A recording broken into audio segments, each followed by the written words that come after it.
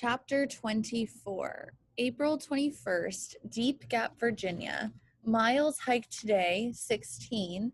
Total miles hiked on the Appalachian Trail, 481. Weather, hot, humid, horrible. I hate everything. I cannot believe I am still hiking. The worst part, Mom is making me. I want to quit, I said this morning. Not today, she answered. You said we could quit any time I wanted, so I want to quit. I'd been up half the night crying into Springer's old shirt. I'm tired of being out here. Nothing changes. I want to go home. Mom looked me up and down and with a cool expression on her face and said, no. What do you mean, no? We're hiking, Danny. A quick grocery run, and that's it. Get your boots on. So we hiked. Mom went ahead with Vivi. They waited for me every mile or so. I walked slowly when I was walking, and I sat when I wanted to sit, and I cried a lot of the time. We still made 16 miles. I feel like some kind of horrible robot walking machine.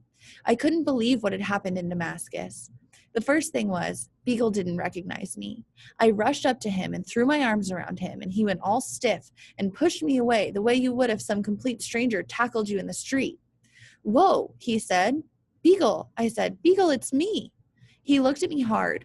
The two people with him looked at me too. Katadin, I said, my voice fading a little. You write me notes in the registers? I'm sorry, he said. He looked bewildered, embarrassed, alarmed. I don't know what you mean. Good night, Katadin, wherever you are. He looked away again, his face turning red. The two guys he was with stared at me. Oh, right, he said at last. You're the kid from the first day.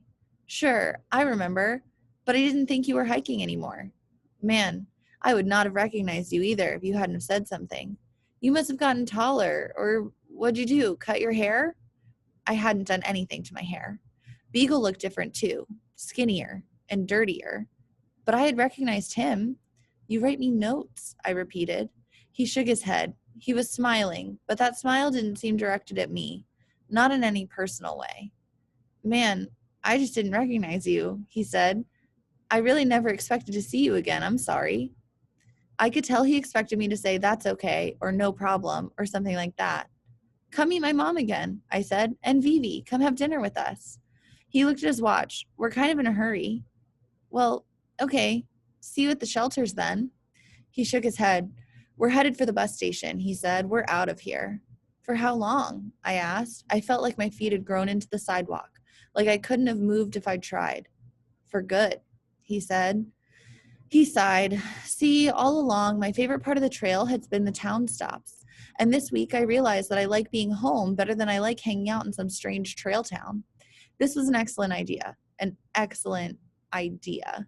But I'm completely done. He grinned at the guys with him. I guess some people just aren't meant to be thru hikers. Oh, I couldn't think of anything to say. So, see you. Or no, I guess I won't. Good luck then. Like, good luck with whatever. He turned and started walking, and his two friends walked with him. Who was that? One of them asked, his voice floating back to me. Your girlfriend? She looks pretty young. He laughed. Just some kid, Beagle answered. I bought her breakfast back at Springer. She looks scared to death. She calls herself Katadin. I can't remember her real name.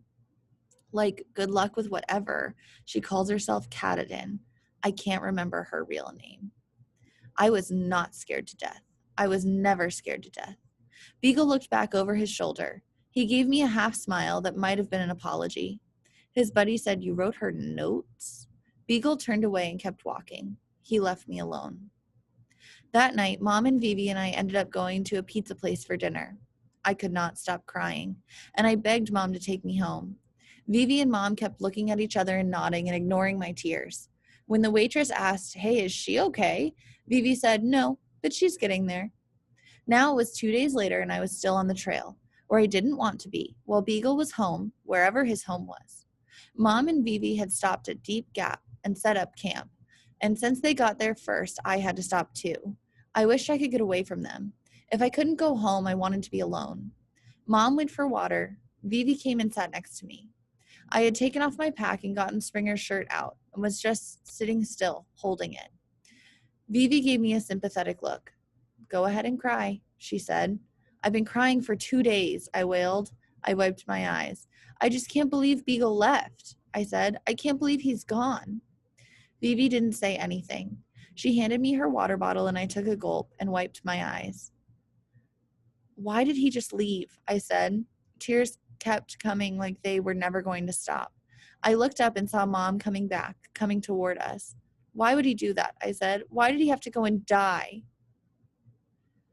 I took a huge breath of air and a shuddering gulp, and my shoulders started to shake. Vivi put her arms around me, and then Mom did too.